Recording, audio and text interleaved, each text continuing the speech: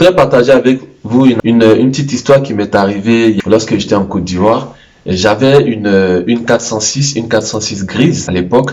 Et c'est avec cette 406 que je me déplaçais, que je faisais mes cours. Et puis il y avait un grand frère à moi qui était dans le quartier, un grand frère pour qui j'ai énormément de respect, qui me demandait régulièrement, lui il était dans le transport et il me demandait régulièrement de pouvoir utiliser mon véhicule pour faire une activité de transport. Donc plus communément appelé les taxis communaux, donc ou les taxis banalisés en Côte d'Ivoire. Et il souhaitait faire la ligne Palmeraie-Cocody. Pour ceux qui connaissent Palmeraie au feu, là où il y a la station Oil Libya qui est devenue maintenant Ola, et puis Cocody à côté de Mermoz. Je souhaitais faire cette ligne-là. À l'époque, c'était 350 francs CFA la ligne. Et donc, à chaque fois, moi, j'utilisais le véhicule pour aller dans mon champ à kilomètre 50 sur la route, kilomètre 45 pardon, sur la route de Yamoussoukro. Et à chaque fois, il me relançait, il voulait faire cette activité. Et puis à chaque fois, on en parlait, mais moi, j'étais pas convaincu parce que déjà, j'utilisais mon véhicule et parce que je n'avais pas eu une bonne expérience du transport, mais pas personnellement, mais à travers les différents témoignages que j'ai pu avoir, les gens n'étaient pas très convaincus par cette activité de transport. Et puis à un moment donné, je me suis dit, bon, comme c'est un grand frère avec qui je passais beaucoup de temps, je commençais un peu à être touché par le fait qu'à chaque fois, il remettait le sujet sur le tapis et je me disais, bon, je vais l'essayer pour voir, et puis on ne sait jamais ce que ça peut donner. Peut-être que ça va bien marcher et je vais prendre un autre véhicule pour lui remettre et puis moi je vais garder ma 406. Parce qu'il faut dire que la 406 n'était pas vraiment appropriée pour ce type de transport. Et donc avant de commencer avec ce grand frère-là, je lui dis je vais faire moi-même. Donc je me suis dit à moi-même que je vais faire la ligne, donc Palmeraie-Cocody. Ok, moi-même je vais faire cette ligne-là et puis je vais voir ce que ça donne. Parce qu'en général, c'est mieux de tester un business avant de confier à une personne. On dit toujours que ne confie pas un business quand le business est à ses débuts. Fais-le toi-même de sorte à connaître les tenants et les aboutissants avant de confier le business à une personne. Donc c'est ce que j'ai voulu faire. Donc j'ai commencé à faire la ligne. Je me rappelle qu'il fallait se lever très très tôt. Donc avant ça déjà j'ai payé tous les droits, sécurité, mairie, le stationnement, enfin tout ce qu'il faut payer pour être en règle pour faire cette activité. Donc mon véhicule était banalisé. L'avantage des véhicules banalisés, c'est que lorsque tu veux l'utiliser pour tes propres déplacements, tu peux le faire, et lorsque tu veux l'utiliser pour le transport, tu peux également le faire. Donc j'ai décidé de ne pas mettre de peinture sur ma voiture et de faire les taxis banalisés intercommunaux qui vont d'une ville à l'autre. Voilà, donc pour les Ivoiriens qui connaissent, ils voient un peu ce que c'est. Donc du coup, fallait se lever très tôt pour être la première personne arrivée là, pour charger en premier, partir à Cocody, prendre les gens de Cocody, revenir à la Palmeraie, et c'était un aller-retour comme ça à chaque fois. Ensuite, aux alentours de midi, quand il y a trop d'embouteillages, à partir de entre 9h et 13h, quand il y a trop d'embouteillages, faut garer soit à la Palmeraie ou garer à Cocody le temps que ça s'atténue et ensuite reprendre derrière. Mercredi, faut plutôt commencer l'après-midi parce que il y a pas cours. Il faut plutôt commencer le matin parce qu'il y a les élèves qui vont commencer les cours, et l'après-midi, vaut mieux ne pas le faire parce que on gagne moins. Les samedis, il faut conduire jusqu'à 20h parce que voilà. Donc je voulais voir un peu toutes les différentes facettes du business de sorte à ce que ce grand frère-là en qui j'avais confiance, mais la confiance n'excluant pas le contrôle, je pourrais bien comprendre les rapports qu'il me fera. Voilà, donc j'essayais d'avoir un peu une idée deep de l'activité, de sorte à pouvoir mieux la gérer si jamais je lui confiais le véhicule en termes d'essence, en termes de fréquentation du taxi, en termes de panne, en termes d'entretien. Je voulais maîtriser tout ça. Et puis j'ai fait ça pendant 2 semaines, 3 semaines. J'ai commencé à bien comprendre l'activité. Un matin, je suis là, mon père m'appelle et il me dit comme ça: je veux te voir. Il est dans une ville autour d'Abidjan, dans le Grand Abidjan. Donc il me convoque. Voilà, il me convoque. Donc vraiment avec un ton grave. Vraiment très très sérieux, il me convoque et du coup moi je m'empresse de répondre à la convocation entre guillemets. Donc mon père c'est un ancien gendarme, donc quand il te convoque, il te convoque.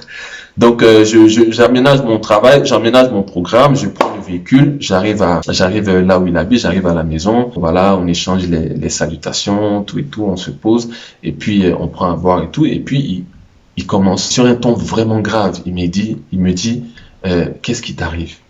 Alors, faut savoir que je suis benguiste, c'est-à-dire que je grandis en Europe, je fais tout en Europe et tout à coup je rentre en Côte d'Ivoire pour investir, et je me retrouve à faire l'activité, donc mon activité agricole et cette nouvelle activité que je venais de commencer. Vous allez comprendre.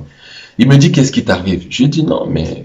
Il me dit, qu'est-ce qui ne va pas? Je dis, tout va bien, mes activités marchent. C'est vrai qu'il y a certaines choses que je n'avais pas anticipées, mais bon, ça va, tout se passe bien. Puis, il me dit, mais on m'a dit que tu conduis taxi. On m'a dit que tu conduis taxi.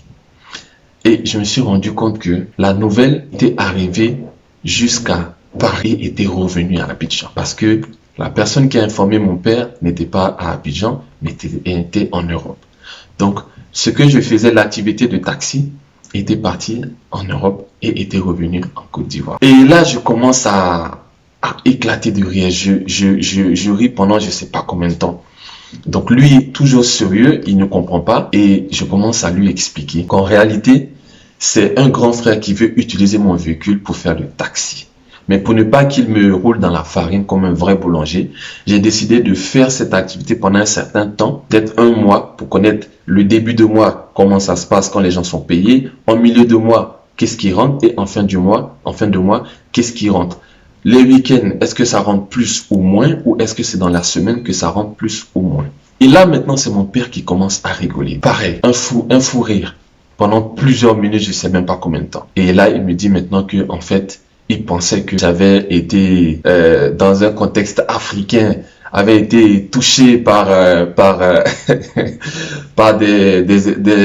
comment dire ça, par une science non répertoriée et qui avait fait que j'avais carrément échoué ou perdu la tête. Je m'adresse aux Africains, je sais que vous avez compris. Vous voyez? Et je me suis rendu compte que en réalité, le monde ne nous en veut pas. Les amis n'en ont rien à faire de notre réussite. Personne ne se lève à 3 heures du matin pour faire des incantations sur notre réussite. Le problème, c'est nous-mêmes. Et notre perception de nous-mêmes. Et notre conception de la vie et du regard que les autres portent sur nous. Vous voyez? Il était inconcevable pour les personnes qui m'entouraient. Mon père n'y est pour rien parce que mon père, il est des années 60. Il a connu une certaine réalité. Et du coup, quand il reçoit la nouvelle, il convoque son fils pour lui demander ce qu'il en est. Et mon père, je vous assure, c'est quelqu'un qui est très pragmatique, très carré, très intellectuel. Donc tout de suite, quand je lui ai expliqué, il a capté tout de suite. Mais ça dépend de la manière dont on lui a emmené la nouvelle. C'est ce qui a expliqué son ton et la convocation. Maintenant, moi, ce que je veux, ceux à qui je m'adresse, c'est toutes ces personnes qui ont pris la nouvelle pour aller en Europe et qui ont fait revenir ça au niveau du pattern. Vous voyez, on ne conçoit pas qu'un Benguis, quelqu'un qui on va dire même qui est presque né en Europe, retourne en Afrique et fait le taxi. Les taximètres, déjà, il faut savoir que les gens qui font le taxi, c'est les chauffeurs de taxi, ce sont des gens qui s'en sortent très bien. Très souvent, c'est le propriétaire qui ne s'en sort pas. Mais le chauffeur s'en sort. Ça, c'est la première chose. De deux, il n'y a pas de sous-métier. Il n'y a pas de honte à être chauffeur de taxi. Parce que le chauffeur de taxi a des charges. Il fait face à ses charges. Il a une femme, il a des enfants, il a une maison. Et il fait face à toutes ces charges-là au même titre que le directeur peut-être d'une société ou le directeur d'une banque qui peut-être lui va avoir des loisirs en plus et une épargne en plus que le taximètre ne va pas avoir. Mais le taximètre est noble dans son activité. S'il la fait bien, il s'en sort, vous voyez. Donc, un Benguis qui quitte en Europe pour venir faire le taxi, c'était inconcevable. C'était rater sa vie. C'est comme pareil, des gens me disent, j'ai déjà eu cette remarque, que ça soit des personnes ici, des amis d'enfance ou des gens qui sont là-bas, un Benguis qui vient faire l'agriculture, vous voyez. Pour eux, c'est un signe d'échec, c'est un signe c'est-à-dire qu'un abandon, c'est pas digne en fait de quelqu'un qui est Benguis 1, entre guillemets Benguis, je dis ça parce que j'aime pas trop ce terme-là, qui est Benguis et qui a fait des études, vient à la terre, qui retourne à la terre parce que la mentalité locale, c'est que l'agriculteur, c'est quelqu'un qui est tout le temps sale, qui a les ongles sales, qui est tout le temps en train de transpirer, qui est vilain, qui est fatigué, qui a le corps voilà. On ne conçoit pas qu'aujourd'hui, il y a une nouvelle agriculture, il y a une nouvelle façon de faire l'agriculture, une nouvelle façon qui soit différente de la façon conventionnelle et du coup, on se fatigue moins, on réfléchit plus, on n'est pas sale, on est constamment propre. Bien sûr, il y a des périodes où on est sale, mais après, on se lave. Vous voyez? Donc, on ne conçoit pas qu'un Benguis puisse quitter l'Europe pour venir faire l'agriculture ou un Benguis quitter l'Europe pour venir faire le taxi. Ce que je veux dire, c'est que très souvent, c'est nous-mêmes qui nous mettons dans des situations qui nous empêchent d'évoluer. Dernièrement, j'ai lancé une série de vidéos sur comment investir en Côte d'Ivoire avec moins de 10 000 francs CFA, sinon en Afrique. Et cette vidéo, je la dédiais à mes jeunes frères qui sont restés en Afrique. Ce que je veux vous dire, c'est que n'ayez pas honte de commencer petit. N'ayez pas honte du qu'en dira-t-on. Ne vous inquiétez pas. Au départ, les gens se moquent. Et puis après, mais ils se moquent tout en vous observant. C'est-à-dire qu'au départ, ils se moquent et ils vous méprisent d'abord. Ensuite, lorsqu'ils voient que vous persévérez, ils commencent à toujours se moquer, mais à vous observer. Et lorsque maintenant, vous commencez à briller, sinon tu commences maintenant à briller dans l'activité dont ils se moquaient précédemment, ils commencent maintenant à t'envier. Les plus malins, les plus bienveillants vont s'approcher de toi pour savoir comment tu fais, mais les plus méchants vont maintenant commencer à monter des complots, des diffamations contre toi. On voit ça tous les jours. Moi, je vais te motiver, toi qui es resté en Afrique, toi le jeune frère, ou même toi le diaspora. Là, j'ai lancé une série à moins de 10 000 francs CFA, mais on va passer de 10 000 à 50 000, de 50 000 à 100 000, de 100 000 à 500 000 et ainsi de suite. De 100 000 à 500 000, de 500 000 à 1 million, 5 millions et puis 10 millions. Et commençons d'abord petit. Si tu es en Afrique et tu n'as rien, tu as déjà ton smartphone, tu as ta capacité intellectuelle, tu as plein de softwares qui sont gratuits, tu as Facebook qui est gratuit pour ta communication, commence avec 10 000. Si tu es en Europe, ne cherche pas forcément à commencer avec 10 000 euros, 15 000 euros. Commence avec 1 000 euros. Commence avec 500 euros, commence à faire quelque chose. Et oublie les gens qui parlent, oublie les gens qui sont médisants, oublie les gens qui t'observent et qui critiquent. Ces personnes-là viendront demain chanter tes louanges parce que tu auras réussi là où elles n'ont pas pu évoluer et tu auras réussi là où elles auraient aimé réussir. Mais au départ, ça va être d'abord les moqueries, au départ, ça va être l'incompréhension. Moi, je mets ça sur le compte de l'incompréhension et peut-être un peu de stupidité. Voilà, vous voyez. Donc, il faut que toi qui es resté en Afrique, toi le membre de la diaspora, toi le repreneur, tu puisses te concentrer sur toi-même. Ton seul concurrent, ton seul compétiteur, c'est toi-même. C'est personne d'autre. Chacun est en concurrence avec lui-même. Et tant que tu restes dans cette façon de comprendre les choses, dans cette façon de voir les choses, dans cette posture, tu vas avancer. Ne te compare pas aux autres personnes parce que vous n'êtes pas partis de la même du même départ, vous n'avez pas eu les mêmes chances, vous n'avez pas les mêmes potentialités, vous n'avez pas la même expertise, vous n'avez pas la même intelligence, vous n'avez pas le même type d'intelligence. Donc que chacun reste dans son créneau et que chacun avance selon les opportunités qu'il rencontre sur son chemin. Commencez avec petit. Les Américains disent start small, grow slowly. Commence petit et grandis tout doucement jusqu'à atteindre ton rythme de croisière.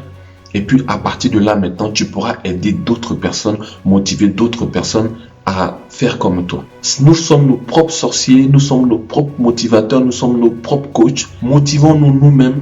Évitons de regarder autour de nous lorsqu'on veut faire une activité.